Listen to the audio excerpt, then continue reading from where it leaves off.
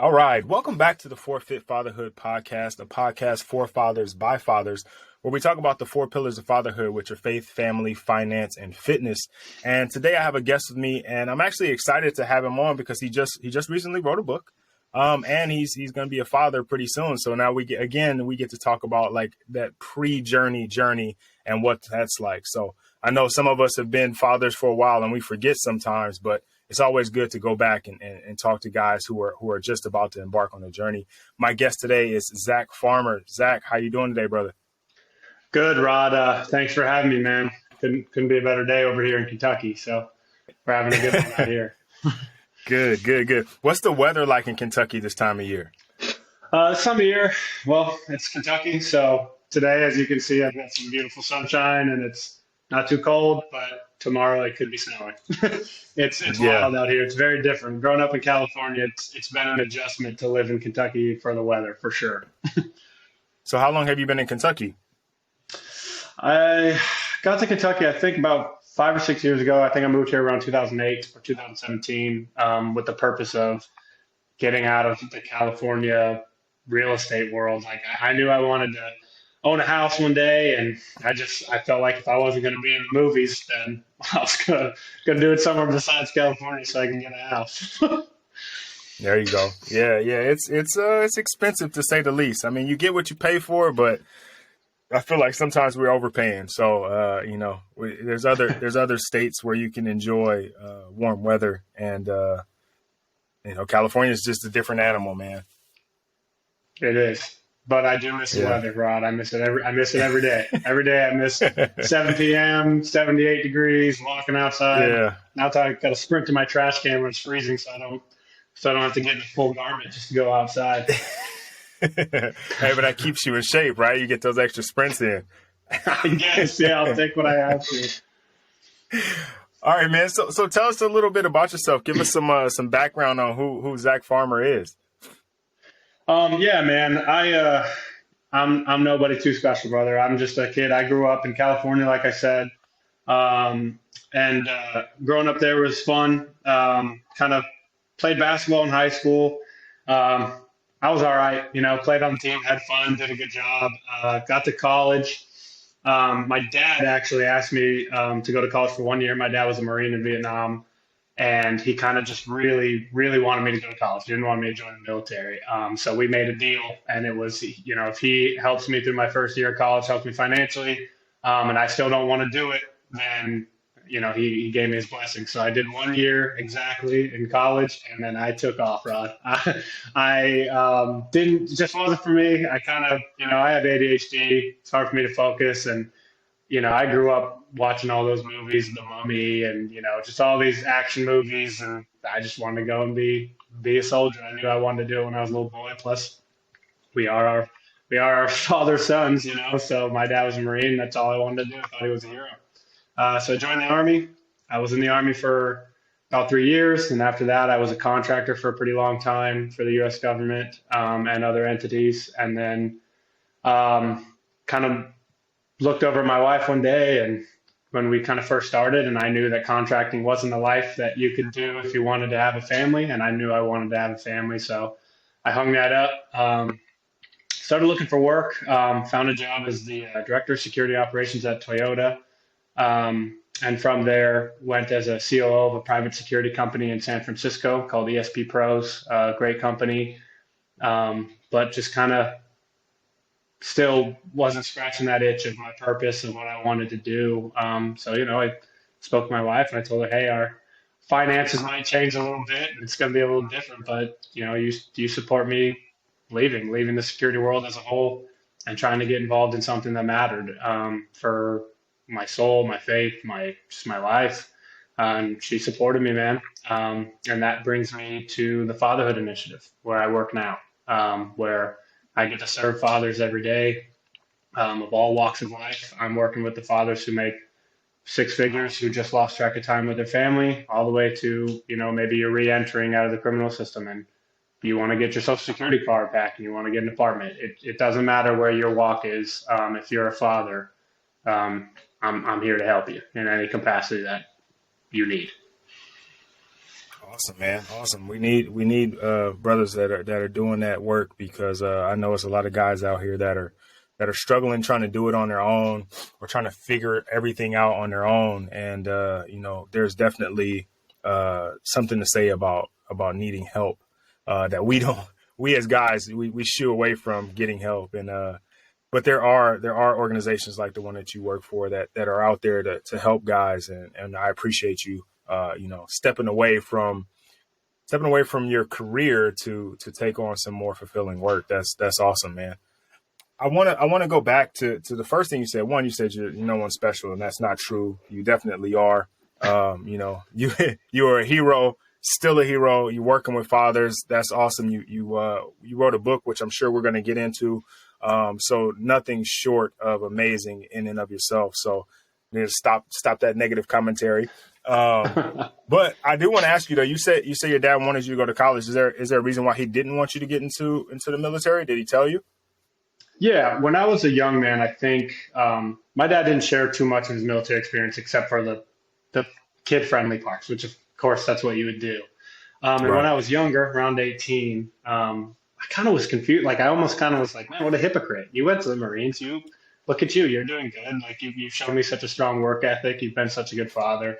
But he just really pushed for that college, man. He just didn't want me to go. And as I got older, he shared more things with me, and I understood more that, my father saw and did a lot of things. And I just don't think he wanted that for his son. And I'm the same hypocrite now. I love what I did. I'm proud of what I did, just like my father. I got involved in some pretty serious things, and some of those things were good, some of those things were bad, but I know I would never want my child to do it. So I understand it. It's something that was difficult as a kid to understand because he had so much pride in the fact that he was a Marine, and the last thing he ever wanted me to do was join the military. And so as a young man, I didn't get it.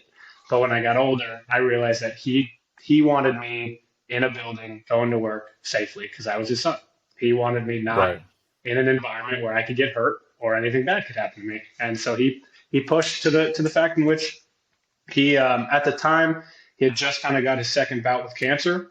So we didn't have all that much money, and he still was like, look, if you go to college instead of joining the army, I'll pay for it. I'll find a way. So he did, and he helped me through my community college first year. And after that, it was a wrap. I told him, I said, Dad, I love you, and I still want to go. So are you okay with that? And he said, yeah. He came with me to the recruiter's office. He helped me walk me through it. He made sure I didn't get, in bad situations. And he supported me like he promised. But it was a deal. I gave him the year, and then he gave me full support. All right, man. I mean, you gave it the good old, what they say, the good old college try, right? And so Good college try. You know what I mean? yeah.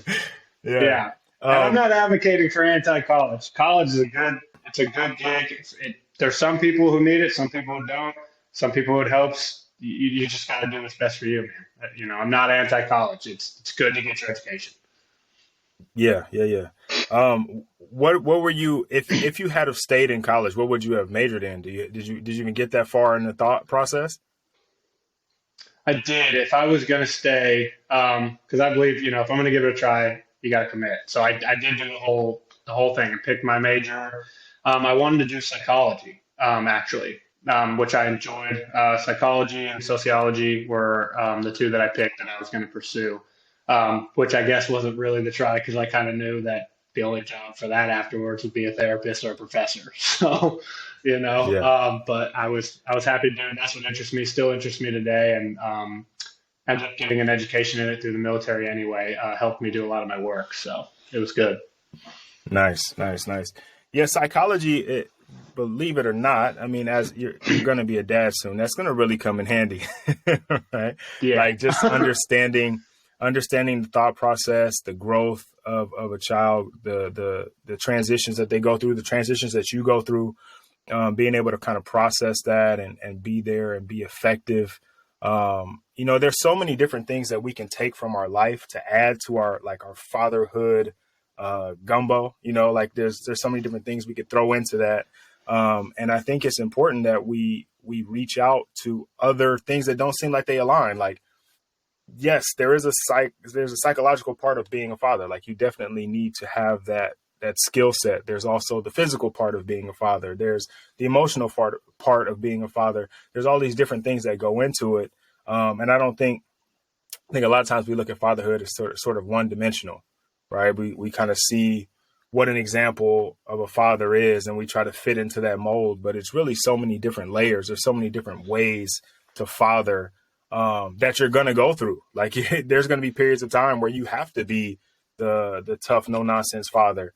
And then there's some times where you're going to have to be the understanding and, emotionally sensitive father. And having an understanding of psychology is, I think, for you going to be really, really cool. My wife is a therapist, so I have no choice.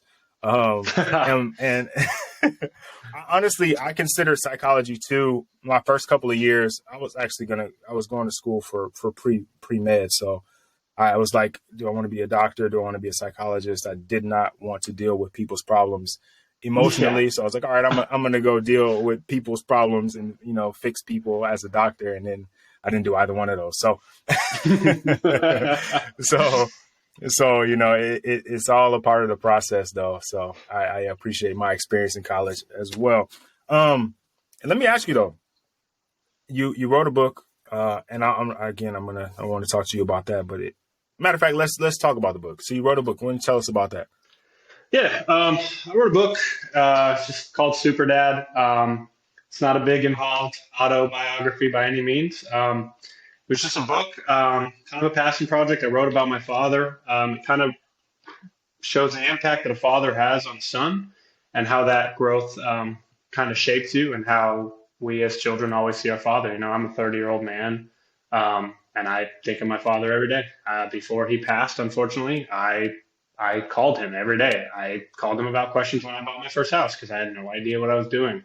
I called him when I wanted to know if I was right or wrong because he would keep me balanced. Every time he'd say, son, I think you overreacted and handled that poorly. Or, he'd say, I think you're right. Stick to your guns and do what you can. But the book was about him growing with me, and it reflects him getting cancer in the book and passing away, but how to handle death positively. It's a book for about second grade to eighth, ninth grade.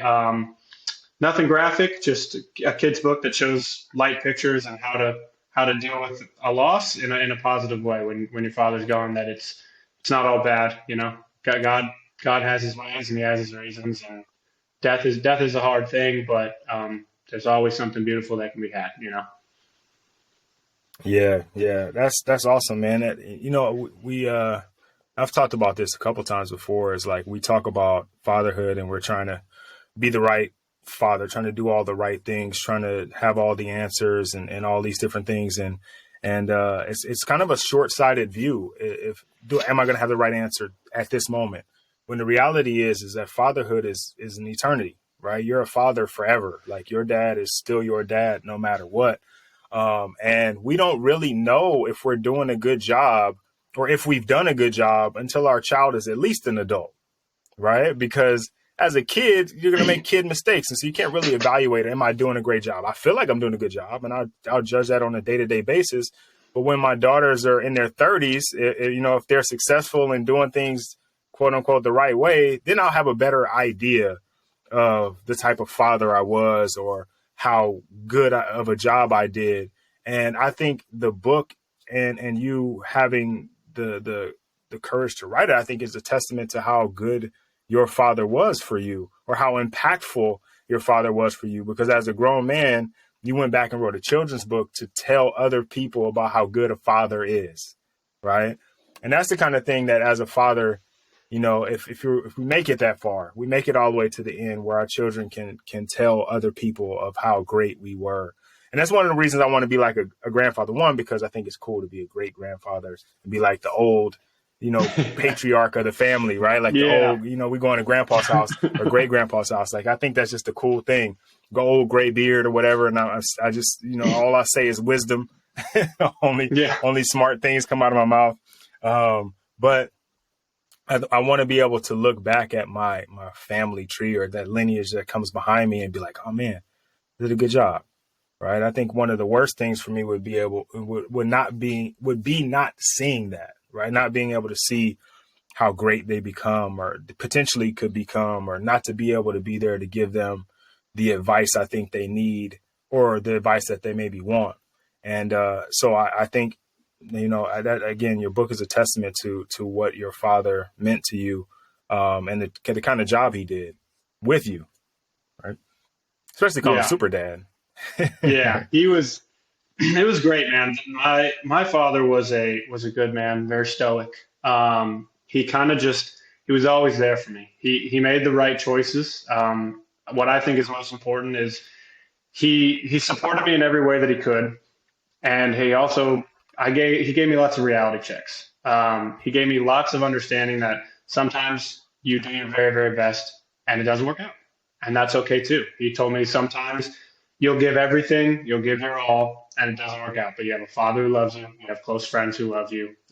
He was just always there, man. And I think when you have that support system, it doesn't have to be financially based. It doesn't have to be some superpower. It's just your dad knowing that at least he will always be there for you. If at least your dad will always be there for you, you can run through a mountain. Yeah, yeah, just that extra layer of support, that extra layer of somebody who believes in you, who is going to back you up, just gives you that additional confidence. Like they're building it in you already, but then two, you could take your confidence, and when it's waning, you can lean on their confidence in you and be like, my dad said I could do this. I could get it Yep. done. And even Yeah. if I don't, like he's already told me, like sometimes you're gonna fail, and that's okay. And so I know that I can charge forward regardless of what happens because I have that support. Like I'm not gonna go back and look at my dad and he's like, damn shame, man. He'd be like, Yep. hey, dust yourself off. Get Yep. back in the game. Let's figure out a new strategy. Let's attack this a different way. But you got it. I believe in you. And I think that's one thing that all of us as fathers have to do a great job of is letting our children know that we have their back no matter what. I think a lot of times kids don't want to disappoint their fathers. Like we don't want to make our moms sad. We don't want to disappoint our fathers. Right. Yep. Like we put so much stock in who our father is and the type of man he is. And like you said, he's a superhero. Right. And we don't want to let Superman down. Like, you know what I mean? Yep. Like he's the pillar of everything we should be. And if we disappoint him, then we take that really hard. But knowing that he's not going to maybe be disappointed, he may not be happy with the way that things worked out for you, but he's going to support you no matter what. I think is a comfort that every child deserves, because you're only going to get it from one place. Like there's only one man in the world that's going to treat you that way or feel that way about you. Everybody else in the world doesn't care, right? Yep. Or they do, but you know what I mean? Like they don't care the same way that your parents do. They aren't going No. to, like you say, support you in the way that your parents do. They're going to support you in the means of like, what have you done for me lately kind of support. Like, you know what I mean? I'll help you as long as you're helping me. And your parents are not the same way. That's what we say all the time. We say over at my office very often, there's a hole the shape of a father in every child, and there's a hole the shape of a child in every one of us, you know what I mean? And your dad is the only one who can fill that hole. There is no way around it. You will always want the support of your father, even if you're unfortunately not getting it. And that creates a lot of problems in your life. So the support of a father is crucial. And this isn't the idea that the mother isn't as valued. They are. The situation is, though, at the end of the day, especially for a young man, is that without your father, there's a lot of questions you've got to go to other people for. And sometimes those aren't the best choices. Sometimes they're great. They're football coaches, they're basketball coaches, they're good mentors. But if you find the wrong ones, it can be devastating. And that engaged father, that present father, he can stop a lot of those negative things from happening just by being there. Yeah, 100%, man, 100%. And it's not about being there and being perfect, right? It's just being there and being not necessarily transparent, but being vulnerable. Like, okay, Dad, you're not perfect. I get it. I'm not perfect either, but I just want to see your face. You know what I mean? When you aren't there as a father, there's no mirror for your son to look at, right? Like, no matter how good or bad you're doing, they are going to look to you to give them an example. And if you aren't present or if you're not available, then, like you said, they start asking other people. They start seeking out other things. They start getting drawn towards the things that they think are right. And as a kid, typically when you think something's right, it's not always right. Like you just don't have the experience to know any better.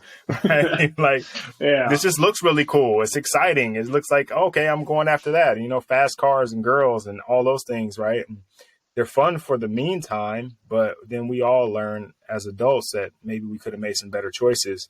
And if we had some guidance, it would have made life a lot easier. Yep. 100%. And you got to be honest with yourself. Like you said, the transparency of the father. I can say happily, my dad was the best father. He was an amazing, amazing father. Made some mistakes as a husband, him and my mother separated. He was the one the reason they separated. And it's kind of one of those things where he was very candid with me, especially the older I got of, don't take those footsteps. He was self-aware enough to know there were things that he did that weren't perfect, but him knowing that about himself helped me. I stayed away from kind of womanizing. I'm married to my loving wife. I love her. I'm happy.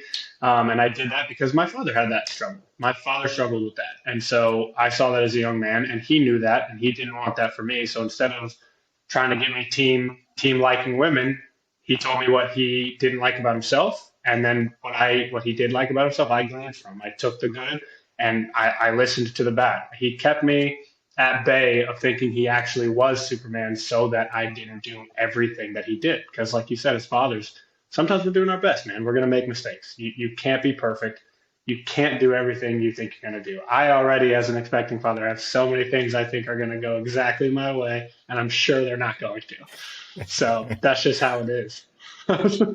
Yeah, that 100%, 100%. And as long as you are okay, you're never going to be prepared for when it goes wrong.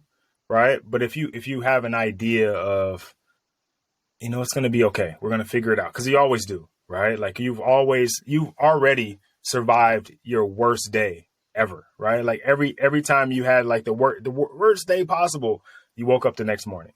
Yep. Right. Like you've survived every worst day you've had in the past. So no matter what comes in front of you, you know that there is a probability that you're going to survive it.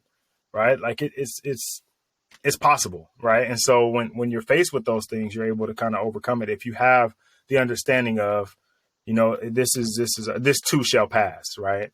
Yeah. But talking about that, right? So you're an expecting father. So you're at the beginning of your own fatherhood journey, coming off of the tail end of your father's great fatherhood journey. And so how far along are you guys? We're about 9 or 10 weeks. I should know that, but I think we're about 9.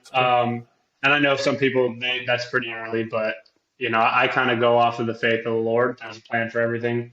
So I don't fear explaining anything to anybody. I'm happy that we're 9 weeks pregnant, and I don't feel any need to hush it. What comes to us will come to us, and we'll take it happily. And we're excited. It's a humbling thing, man. I've noticed things already that I'm sure as a father already. Like as a young man, man, I'll bust through a door. There might be guys behind it. Jumped out of airplanes, did the whole shebang, did all of it, especially as a contractor is when I really got into it.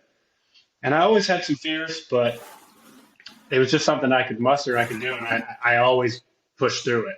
But man, I mean, just little things like are crippling me, like light spotting, and is that okay? Is that what we need to be doing? Do we need to call the doctor, or you know what I mean? Like it's already completely smashing my endurance and my strength to always think that things will be fine. I'm already in protection mode. I struggle with her being near corners, and I'm just it's already showing me how not tough I actually am. Yeah. It definitely has a way when you have responsibility for another life, and you probably felt this way in getting married too. There's a little bit of like, all right, I can't jump out of this plane like I used to, or there's these things that come up. And I was actually listening to something the other day where they talked about married men. Statistically, married men have lower testosterone, right? And then when they become fathers, it drops again. And the reason behind that is because when you're young and full of testosterone, like you said, you'll go through a door. It doesn't matter who's on the other side, right? Yeah. You'll fight a gang all by yourself. Like you know what I mean? You're ready to knuckle up. You're ready to go hunt. You're ready to go do all those things because you don't have anybody yet depending on you. So then when you get married, your body naturally stops producing some of that less charge through the door. because you have someone to Yeah. protect, you have someone to look over, you have someone that's depending on you. And then again, as a father, you will charge through those doors, but only because you know you got to kill somebody on the other side for your kid. You know what I mean? Like it changes like your reasoning and your why, right? And as your why becomes more personal, you do get a little more like freaked out, like, hey, is everything okay? Like, Yeah. and you take less risk because your family is your ultimate reward, Yeah. right? And so And those it's other a things, coin flip. You have yeah, you have the willingness you'll do to move mountains for your family mixed with the willingness you'll do to protect your family. And so as a young man, especially a younger man, someone bumps into you, a million things might go in your head. Well, why'd you do it? Blah, blah, blah, blah. But the more you have to lose, man, the less scary you become. I'm covered in tattoos on my whole body. Sometimes people see me at the gym. I see them kind of shift away. And, I've heard through the grapevine, sometimes I can seem a little scary. But the fact of the matter is, like, I got a house, I got a mortgage, I got a wife, I got a kid coming. I'm not going to hit you. There's nothing that's going to, because I have too much to lose. I have so much right, that can be lost that I'm no longer dangerous. But then that coin flip is once it gets to a point of there's somebody at the front door, your wife is maybe at risk of getting hurt. That entire thing flips of between I don't want to do anything because I don't want to lose everything to I will do anything to make sure I don't lose anything. And so it's a very unique balance when you have responsibility because it's a mix of when you will and won't risk everything, and it's always going to be yeah. for them. Yep, yep. That reminds me of like Jordan Peterson, where he talks about every man should be a beast, and then you should learn to control it, right? Like there Yeah, is, like you said, there's I'm not gonna do anything because I don't want to lose everything, but I will do anything so that I don't. I will do everything so that I don't lose anything. yep, There's got to be that mixture, and I think with every guy that exists within us, and it's just a matter of like cementing ourselves to it. And I say that in regards to like guys who dip out, who disappear, who don't show up for their kids. I think there's still a feeling there, and there's something like in them that's like some kind of internal battle, but they're the wrong side is winning too yep, often. yep.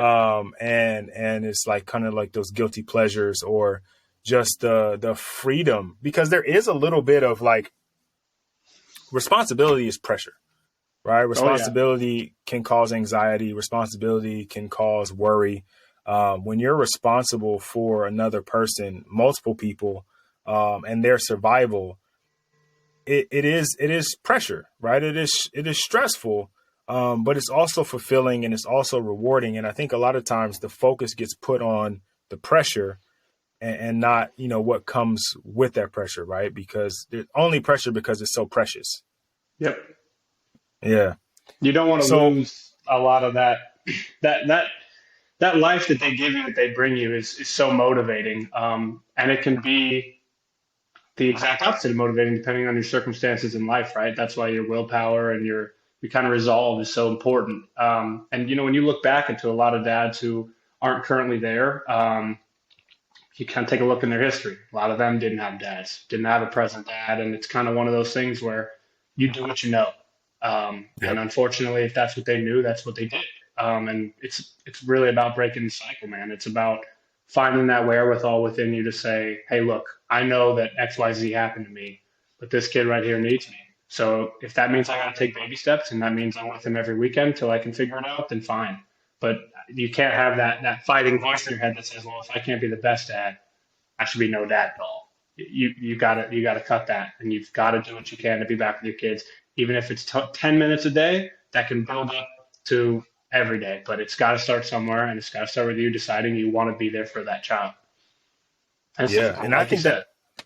I think that even extends to guys that are in the home, not even just the guys that are like separated from their kids, but even guys that are in the home that are, working to provide and doing all the right things, right? Doing all those things. I think there's still got to be some connection to it, because your father might have been the one that was there and he worked and he paid the bills, and and my stepdad was that way, right? Like I barely ever saw him because he was always working or he was sleeping, Yep. right? And I took that on for a period of my life where I was always working, 12, 14, 6, whatever. I'm going to get it done, right? Whatever it is. And it seemed like the right thing to do until I realized that I wasn't really home like I wanted to be.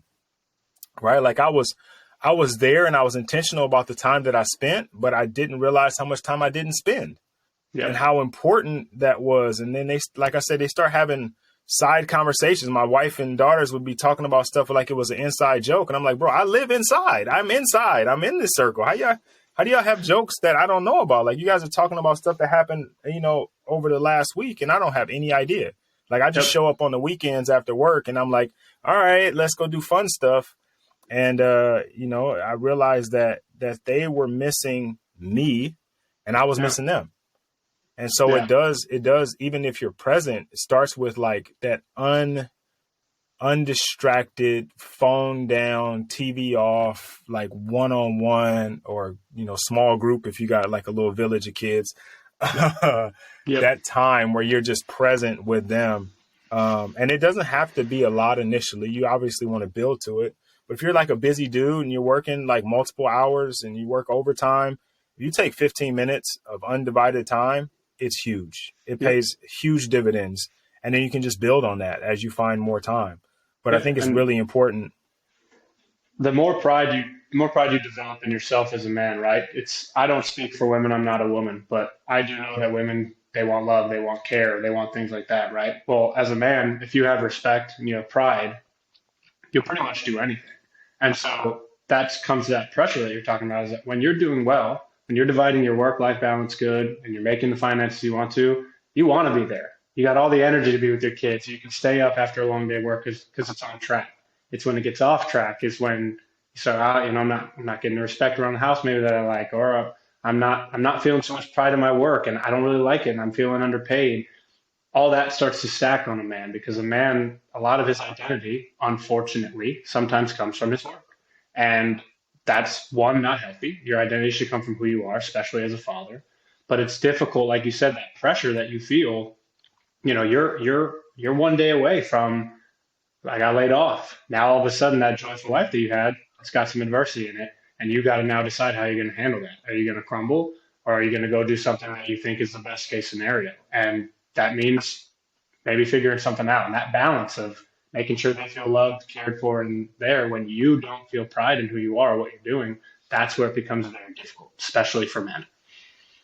Yeah. Yeah. Grant Cardone talks about that a lot. And the whole 10X idea is kind of not all of it, but a portion of it is like, you just said, if you're just okay, if you're just doing average, you're one step away from being, from being terrible.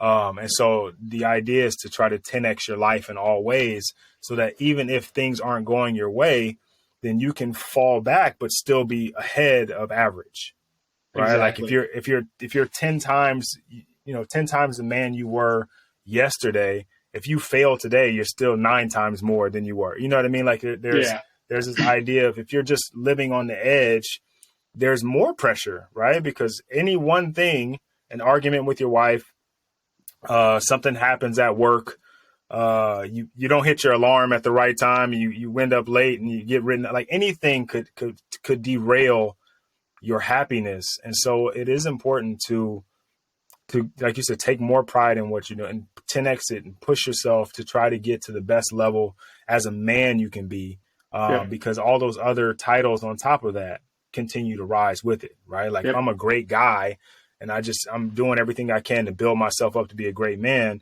well, then I'm setting an awesome stage to be a great husband, right? And then if I'm working on honoring my wife and treating her with care and I'm being responsible for her well-being and I'm taking care of the house, then I'm setting myself up to be a great, great father because I've already done all the traits of a good man. 2, I've shown that I can provide and care for and protect another person. So then when I bring a child into the world, I've got those skills kind of all stacked up. And now I can really show up in my child's life because I've built myself to be who I want to be. Yep, everything's connected in that way. I think everything bleeds into everything, right? If your physical fitness is off, you're going to feel off. If your work is off, you're going to feel off. If your marriage is off, you're going to feel off in every other aspect. And I think a lot of people think that there's 3 options in life, which is you're moving backwards, you're moving forward, or you're stagnant. And I honestly think the real answer to that is that there's two. I don't believe that. I think you're either moving backwards or you're moving forwards. That's really all it is to me. And I'm not one of those extreme guys who's like, wake up at 3 a.m. and do push-ups till your arms fall off and then start 4 companies. You know what I mean? I'm realistic. Like I get it. I get that mindset. I get what those guys are trying to show, but all I'm trying to say is it's backwards and forwards. So if that means, man, you need to start doing a little bit more push-ups, sit-ups around the house because you're gaining some weight, you got to do them. If that means maybe you need to be more graceful as a husband, and instead of she'll get it, turn things into like let me go and grab that today so that it benefits her. But if you're not moving forward, if you're not working on yourself as a man, if you're not working on yourself as a friend, if you're not working on your faith, you're not working on your sense of humor, just everything. If you're not working on yourself, you're going backwards. And if you do that small thing, making your bed, if you do that, hey, let me pick up my son or get eye level with him when I'm upset instead of the quick snap reaction of yanking him or yelling at him because he messed up. If you do those little things, that's where that greatness comes. Of course, we all know that. And so when you do that, that pressure is a lot easier to handle because you're working so much that it's so far away from that failure, as opposed to that average that you were talking about where you're one mistake away from falling into something difficult. But if you're ahead of the game, man, little things like that, they just don't throw you off as much because you're working so much on every aspect that one small failure is something that you know how to handle and you go right past it. But if you're not prepped, like you said, if you're just cruising right there on average, you'll feel it. You'll feel that pressure. You'll feel that pull to come down to the opposite side. And it's one way or the other. Stagnant is back. It's back, stagnant, back, or forward. There's no middle. Yeah, yeah. I think what you're alluding to and what I'm getting from what you just said was emotional intelligence. Because in order to do all those things, to work on all those different things, you have to be self-aware, which is a part of emotional intelligence. And to understand that you need to do them for other people is social awareness. And I think a lot of times as guys, we don't get any education on emotional intelligence at all, or emotions in general, right? Like we just got a couple that people just put on us. We're happy, we're angry. If we're sad, we're angry. We're disappointed, we're angry. Like we don't. There's like 100 and some odd emotions that we could have, like they kind of vary on different levels, and we really only focus on 3 of them. And really, honestly, 2 is happy or angry. Yeah. And anything that doesn't make us happy, anything that's outside of our wheelhouse makes us angry. And then we only limit our happiness to a few things: money, women, and like other people in society thinking that we're okay, right? Like we kind of show off for other people. And I think that limits our abilities as men and as fathers because we put ourselves in a box. Right. We talk about not being put in a box and I can be whoever I want to be and all that. Right. As we're kids. And then as we get older, we throw off all that stuff and kind of slowly put ourselves into a small box of this is who I am and this is who I can be. But the reality is that even as older men, as men who are becoming husbands, men who are becoming fathers, you still have the ability to be anything you want to be if you can allow yourself and push yourself to be that. Yeah, I think, like you just said, emotional intelligence, that's something I work on with the fathers that I work with. I think before you can do anything, you have to have a semblance of who you are. I really do believe that. I think that if you want to be successful in any matter, because not all success is defined equal. Like some guys, a 2-bedroom house with their family surrounding them is success. Other guys, $2 million in the bank account and a high-level career, that's success. Whatever success is to you, that's fine. It doesn't have to be the same amongst each man. But if you want to have it, you got to know who you are. And like you said, I learned from a younger age, thankfully, that happiness is real, sadness is real, fear is real, all that stuff is real. Anger seems to be that only one that comes from other things. When you're happy, you're happy. When you're sad, something bad happened and you're feeling sad. When you're afraid of something, when you're embarrassed, all that comes. But anger is kind of it's always a secondary of something else that embarrassed you or made you sad or just whatever. That's how men do it. And kind of like you said, that embarrassment, the number one thing I think that can help you with your emotional intelligence, and you keyed on it, which was you have got to stop keeping up with the Joneses. I mean, it's the simplest thing on planet Earth. Everyone says it. I'm not I'm not a guru. Everyone has heard you shouldn't care what people think of you. But sometimes it's difficult to apply it. I'm telling you, Mm-hmm. that's got to be the closest thing to a superpower a human being can have is relinquishing what other people think of you. If you can get rid of that and you can keep that close circle to where you care about their opinion of you, and maybe sometimes they keep you in check. I'm not saying be an island. There should be some people that you care about what they think, your wife, your children, things like that. But the general population, people at the gym you don't know, people in a Target, if you can relinquish caring about what people think of your life and who you are, you can achieve whatever you want to achieve because the only thing you're focused on is what you're focused on. But when you're worried about what are they going to think or what are they going to do, man, you're a step behind the guy who's already let that go. You're just always going to be a step behind. Yeah, yeah, you got to control the controllables, right? Like the stuff that is within your realm of control, that's the things you have to focus on. The people that are within your initial immediate circle, those are the people you have to worry about. Like, what do they think about you? What do they feel about you? Everybody else outside of that is like, who cares what they think? As long as you're not like breaking laws or doing something Yeah, completely immoral, you know what I mean? Like if you're yeah, within the realm of normalcy, you continue to do what makes you and your circle thrive, right? Not survive, thrive. What makes you and your circle thrive and how you can make them better people, make yourself a better person. And in turn, that little small corner of the world that you occupy becomes better. exactly. You have to stay in charge of what you can and what you can't. You have to be okay with that happening. I think that every guy is going to have adversity. I'll throw a rock into a crowd and I'll hit somebody, man, woman, child who has adversity. But it's just about what you're going to do with that.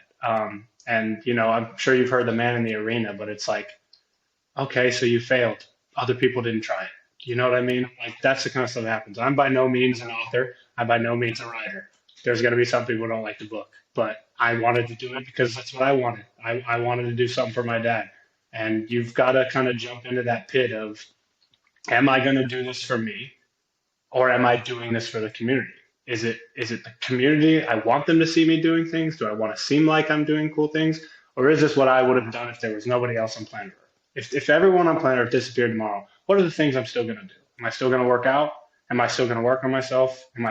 Or you might find out with that question, you might find out, well, if everyone on planet Earth disappeared, maybe I wouldn't go around and try to talk to every girl, or maybe some of those things that I'm only doing because of my environment, and I need to change that. And you can do that with your mentality. Your emotional and your mental health are key to you having anything that you want in life. If you want a job, you can't be popping off at your boss. If you want to be a husband, you can't lose your mind when your wife asks you to do something you don't want to do. Sometimes I want to watch TV until 4 a.m. Sometimes she wants to go to sleep at 10 o'clock. I got to go to sleep at 10 o'clock. It's my life. You got to put things down if you want to be successful. You can't just always have what you want. You know what I mean? That's also, what kind of life is that? Imagine having everything you want all the time. That'd just be worthless. You'd never know how to do anything. You couldn't achieve anything without adversity. So if you can flip that coin and remember that adversity makes you who you are, then you'll welcome it. It'll be fine. I always say to me and all the guys is, you will be totally fine. And if you're not, you'll be fine after that. Right. Yeah. Yeah. Yeah. That is that's brilliant, right? You'll be totally fine, and if you're not, you'll be fine after that, right? I like that. Here's something that I think is also pretty cool in terms of like what we have to do as men and as fathers, and it's more of a mindset thing than really anything else. Is a lot of time we talk about like we have to sacrifice. Like even just now, you were like, sometimes I want to stay up till 4 a.m. My wife wants to go to bed at 10. Some guys would call that a sacrifice, right? I have to sacrifice what I want to do for what she wants to do. And here's the shift is that it's not a sacrifice, it's an investment, right? Yes. Like if you're investing, you're going to take your money that you could spend on random stuff, like, whatever the things that you like, but you're going to take that money, you're going to put it aside because that money is going to grow with time to pay you dividends. You could definitely stay up till 4 a.m., play Xbox, watch all the movies you want to watch, but you're going to be the actual sacrifice in that situation is your relationship with your wife, right? Yes. Or you could invest your time wisely, right? From 10 p.m. when you go to sleep with your wife till 4 a.m. where you would have been playing video games, you could be having a stronger connection. You could be cuddling, you could do all the things that you would normally do. She wakes up in the morning, oh, you chose me. Let me go make you breakfast. Like then the next day is like fantastic, right? Yeah. Because you made an investment in your future. I think we Yep. look too often at like, what am I losing? I'm the man. I should be getting everything that I want. The king of the household, like what I say goes, and that is all true. But even a king has to move with some idea of the future, right? It can't just be Yeah. right now. You do Well, have to a make king is not investments. exactly. A king's not a king. There's a reason there's a word for God and there's a reason for a king. God is the only true king. And for me, that means if I'm not God, I absolutely shouldn't be getting everything I want because I wasn't built that way. I wasn't built to get everything I want. And the reality of it is, like you said, is my favorite thing about being here in America, it's a blessing. We got some chaos going on, things go up and down here, I get it. But it's America. I'm proud to be here. And I know that in America there's no forced marriages. No one made me marry my wife. No one put a gun to my head and said you need to be committed. Now, if you want to be married and understand that that comes with certain things. Like I know when I got married, I'm relinquishing my right to go wherever I want without communication. I know that means sometimes I'm going to golf less. Sometimes I'm going to go out shooting less. Sometimes I'm going to do a lot of things less. But that also gets replaced by love, someone to be there with me as I get older, someone that I care about, someone who knows about me intimately, someone I know intimately. There's no replacing a good investment, like you said. Those quick pleasures are great. You'll enjoy them. But I mean, how many times you felt bad after doing something stupid? Doesn't take too long. Can be a Right. couple hours, a couple days, but eventually you're like, that was pretty stupid what I just did. But it's because you knew about it before you did it, and you didn't want to take the investment. Your wife, your children, your home are your most important investments. And if you're not ready to do that, we live in America. Just don't do it. Go Yeah. be single, enjoy your life, have fun. But don't don't be 1 foot in, 1 foot out, man. You got it's 100% or no percent. You're either married and you're happy to do it, or if you have reservations, hang back, figure it out, see a therapist, talk to a friend, pray, do something, get right before you just jump into something that is half cheeked. You know what I mean? Yeah, no, that's sage advice, man. I think that might be one of the biggest issues that we face is that we have such freedom that we think that we can choose to be, like you said, half in, half out. Right. And I don't think that being a husband and being a father, there are no half in, half outs. Right. Even if you have, as a father, if you have split custody, that's not a half in, half out. You're 100% dad.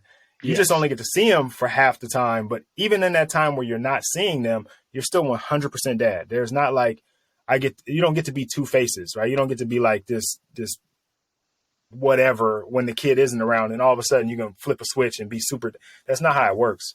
You're super Yeah. dad all the time. Like Superman is Superman regardless. Batman is Batman regardless. Batman, you don't see him until they light up the bat signal. Then all of a sudden he shows up, right? But he was still Batman before that signal came up, right? He was still that Yeah. guy, right? And I think a lot of times we think we can be two different people. You know what I mean? When Yeah. I'm around my wife, I'm going to be a great husband and I'm going to do all the things. And then as soon as she leaves and I'm out with the boys, I'm hitting on chicks and I'm doing whatever Yeah. I want to do. Like that's not it. That you can't do both, right? You can't, like you said, You you can't can't. serve two masters. You gotta be all in on your fatherhood. You got to be all in on your husbandry. And honestly, whatever it is you choose to do, you should probably give the best of you to it if you want to see it be successful. Yeah. Anything you Again. half-assed, like you said, half-cheeked, anything you Yeah. half-cheek is gonna be problematic, bro. Yeah. You said it like everyone else knows. Again, it's all we all do is I'm not any smarter than anyone else. We've all heard all the things we know we're supposed to do. It's just a matter of application. And at the end of the day, I don't want to do anything halfway. What's the point of it? What's the point of having a half marriage when I can be single? What's the point of being a part-time father if I didn't have to be one? There's no point in doing anything. That's why I wrote the book. I wrote the book, contacted my awesome illustrator, Leif Taylor. He's a great guy. And I did it because I wanted to make the book. But if I didn't want to make the book, I'm not going to do all those things. There's so much effort into a commitment, which is why before committing, maybe take a beat, think about it. Think about if I really want to be married to this woman forever. Think about if till death do us part, what that means to you. Does that mean death do us part or first big fight? Or does that mean till death do us part? And if you're worried about that answer, hang tight. It's okay to hang tight. Like you said, we put all this pressure, especially as men, to feel like we have to be decisive. Being decisive is good, but being decisive doesn't mean wildly picking as quick as you can. It means making an educated decision, and it means knowing who you are. I know that I could marry my wife because I know the reality. I know the reality is that there are other women that are going to exist. I know that that means I'll never get to talk to them ever again. I know that that means I'm not going to do anything I want to do, but I did it because I was ready for that. And you best believe there are women out there that I wasn't ready to do that, and I made my mistakes with them because of my half-assedness, because of my inability to commit properly as a young man, as a 20-year-old, as a 19-year-old. I made poor decisions, and it's because I didn't understand the key of commitment, and that is you either do it or you don't. I don't want half of you. I don't want 99% of you. I want all of you. I want none of you. Stay out if you're not in. Like you said, you can't chase two rabbits. You lose them both. There you go, man. Yeah, look, this has been a great conversation. Like I don't ever know what's going to happen in these conversations, right? I kind of just go into them and we just start talking and whatever comes up, But you've hit on some really, really good points, man. And I think that guys are going to hear this episode and really be able to take away some things that they can use like right away, right? Like just right away. But I got a question for you as someone who is going to be a father that is early on in the process, but preparing himself both mentally and emotionally to be someone else's super dad. What does fatherhood mean to you? I'll tell you what, Rob. Fatherhood to me means being engaged and being present. Like I said before, you don't have to be perfect. You don't have to make all the money in the world. You don't have to do anything but be there. Fatherhood to me means you are all in. You're all in for your children. You're all in for your family. You are being that full-time example. Batman's always Batman, right? I cannot hope for my kid to have a better future if I don't spend my days working on myself and being engaged, being involved in his life. And to be involved in his life, I must first be involved in my own life. I must know who I am, and I must know how to curb what I'm bad at and how to enlighten what I'm good at. And that's what being a father means to me. You need to be present and engaged, and to do so, you need to evaluate yourself with a real evaluation. Not that like I'm doing all right. Be honest. I'm overweight. Hey, I'm struggling with lust. Hey, I'm hanging around the wrong people. Like no more of that lying to yourself. Be all in for your kids by being all in for yourself. I like that, man. I like that.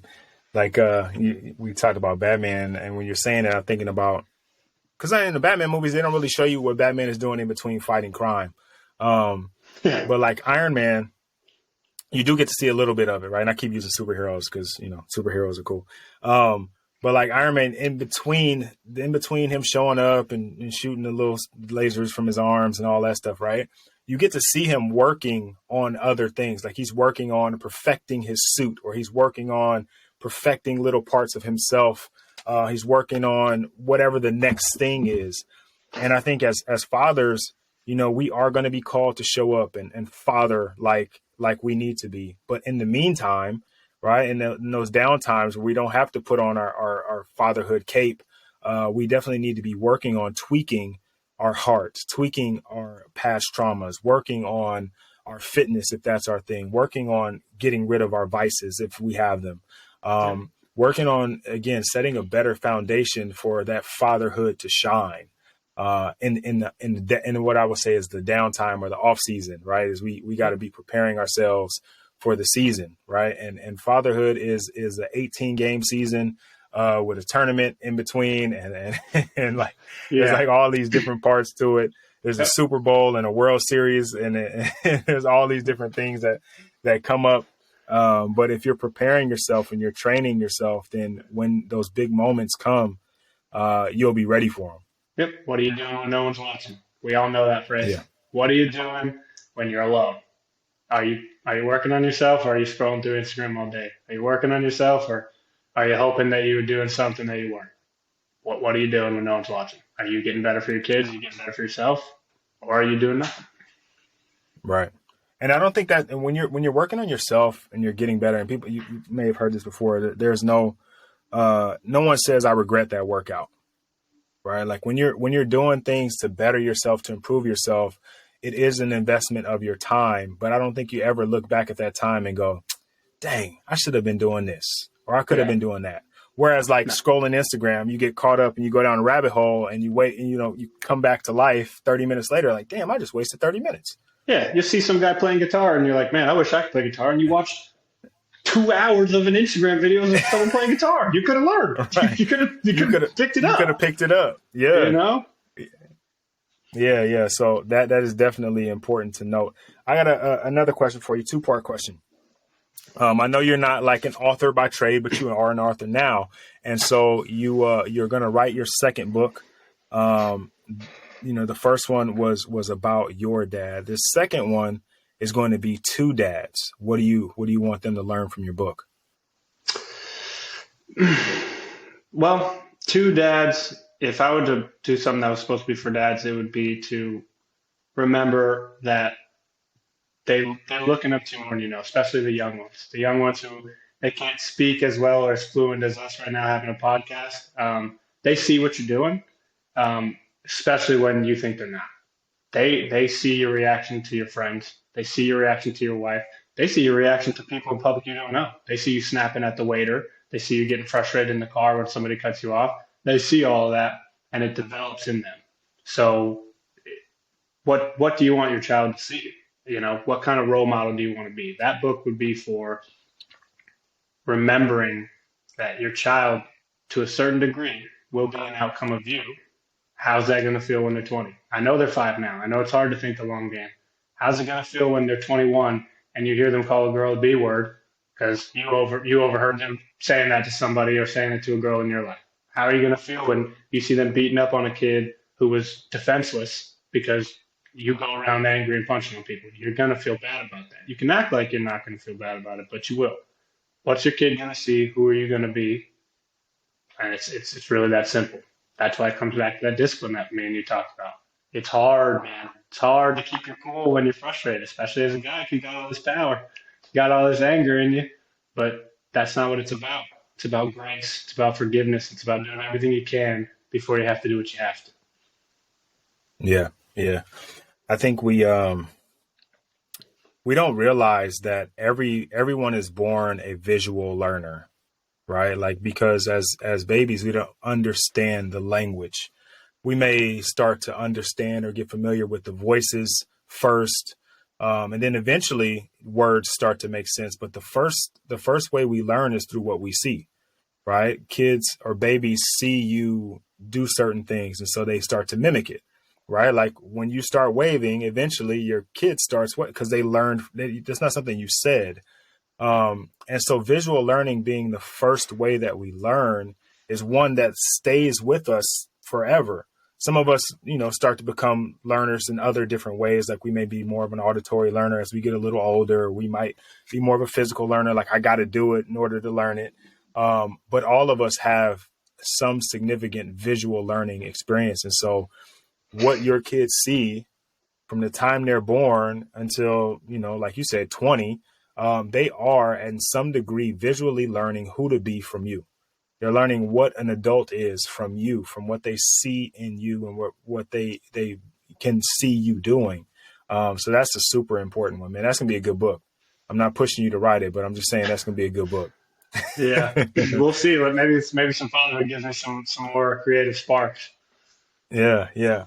All right. So speaking of that, right? You're going to write your third book now. And I know it's early in the game, but you're writing your third book. I mean, you're killing it as an author at this point. But this one is a very private book. I don't think you're going to publish it. You're going to write it, get the cover for it, all that stuff. But I think you're going to keep it for just your child. What do you want them to learn from the book? I want them to learn that they can be resilient. If I could pick one thing for my child to learn, it is to know that things will get difficult, and when they get difficult, that you can do them. We live in trying times. Again, I'm not the big alpha guy who likes to, go crazy and give these big motivational speeches, but there's too much going on in the world around us for you to not be able to handle resolve. There's going to be people you disagree with. There's going to be things you don't want to hear. You're going to lose a lot of things. You're going to lose me. You're going to lose your mother. But you need to be able to handle that. I'm not saying be emotionless. I'm not saying don't deal with it. I'm saying you need to be able to have bad things happen to you and overcome them, because that is what is awaiting. It awaits us all. And I can't talk about what I want for my children without talking about my faith. And I want them to know that disagreeing, taking a stand, can be done with grace. You do not have to hate somebody who disagrees with you. You do not have to hate somebody because they share different values than you. It is your job to be kind to your neighbor, but not buckle to what your neighbor wants just because it's what they want. Find a healthy stand in life of who you are and what you will and won't move for, and understand that bad things will happen and know how to deal with them. That's what I would want my children to know. Is not about being tough in the way of if someone hits you, you hit them. It's knowing when hitting somebody is important, knowing when to talk to somebody about a boundary that you have with them. You can't split that difference of being cowardice or being vengeful and hateful. It's a hard line right there in the middle. It's hard to know when to be aggressive and when to be loving, but you need to figure that out. Man, again, a great book, bro. You sure you don't want to just, be an author? Yeah. Because No. look, those are the same lessons I want my kids to learn, man. Like, those are great. And I think those are great lessons for any father to want their child to learn. And that's why I ask these questions, because I think we all have an idea of what we want our fatherhood to be. We all have an idea of what we want our children to know and to grow and to learn. And I think if we're able to share those things with other guys, even if they don't wholeheartedly agree, right? Like you may not completely agree with what one guy said about what fatherhood is, but you can take something from that and either solidify your stance or start to question your stance and find ways to get it stronger. Yeah. And I think that is really important to continue to share that, because a comprehensive fatherhood is what's important, right? Like the way that I'm going to father my children, that's still going to be the core, right? I'm still going to father my children the way that I feel is right. But if I can talk to you and get a little piece of the way you're going to, and I can put that together with mine, like now my fatherhood becomes just that much stronger, right? Like you like iron sharpens iron, and like I can take a little piece of yours and meld it with mine, like a little alloy to make my metal a little stronger. Make my fatherhood a little stronger. And that's the purpose of the podcast, honestly, is to get conversations with guys talking about fatherhood, to share with other guys who don't typically we don't get together and talk about fatherhood. Like it just doesn't happen. Yeah. Like we get together and we talk about basketball. We get together, we talk about the Super Bowl. We talk about a bunch of frivolous stuff, right? We go out, we have fun, and we're supposed to, we should, but we also should have those touch points of like, man, I had a really tough time today. Guess what happened with this, right? Oh man, and not like we're sharing intimate details, but like experiences, right? Like I don't want to really know like exactly what happened with you and your wife. I just know that, there's some things that happened in my relationship, and maybe I can help you, or maybe you can help me, right? Like I don't want to always love to have you down, man. Love to have you down. We started something called the War Room out here. We're launching in April, but it's exactly that. So praises the griefs, the struggles of fatherhood. So we're meeting as men. The only rule is you do not be a father. Sorry if you don't have one. I get in early because of my expectancy. Right. But we are a group of men and fathers who are meeting for that exact purpose, is to remember that we need to do this. We need to talk about it. Fatherhood absence, fatherhood struggles are a very serious thing that are connected to everything. They're connected to a child's success rate in school, a child's ability to have healthy relationships. You need your dad around, and your dad needs to be healthy. Some of us can do that on our own, and that's great. Some of us need encouragement. And there's nothing wrong about either one of those people. And like you said, iron sharpens iron. You can take everything away from everything. Even if it's negative, you're taking away what not to do. If it's positive, you're Hmm. taking away how to build on yourself. But you've got to talk to people about it, man. You can't. You're not an island. We weren't built to be an island. It's just not. It's not how we are. You will never do your best work alone. You just won't. Yeah, I agree. I agree. Man, this has been a great, this has been a great episode. There's so many jewels and gems and things that guys can learn from, to gain perspective on. If guys wanted to get in touch with you, if they want to reach out to you to talk to you a little bit more, maybe learn a little bit more about what you're doing, what would be the best way for them to do that? Man, they can get to me on Instagram and just send me a DM. Like I said, I'm just an average guy, and I'm always team father. We have an open gym here in Lexington, but you don't got to live here in Kentucky if you want to talk. If you want to be part of this, you want to volunteer, you want to come and just be part of the fathers. Just go on my Instagram. I'm not sure what even my Instagram handle is. I'm not the best plugger. I'm not really a big guy on that, but I think my Instagram name is. Let me look for you. I think it's Zach Farms, ZACHFARMS.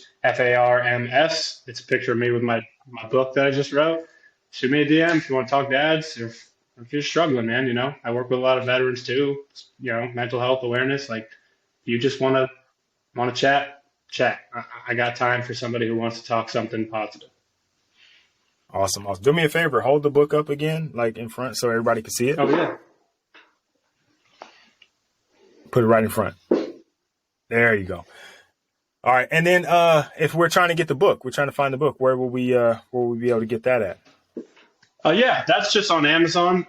We can put the link in the description of this bio, and then also if you want to search it, just type in my name, Zachary Farmer, or you can type in Superdad book, and those two ways should get you there. It should be the number one thing that comes up with either of those searches.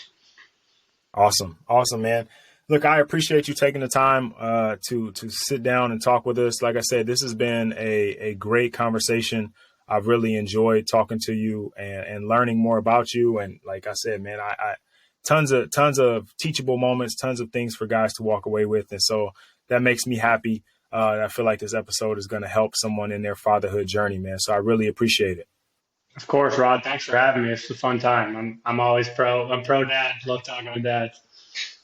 All right. Hang on a second, man.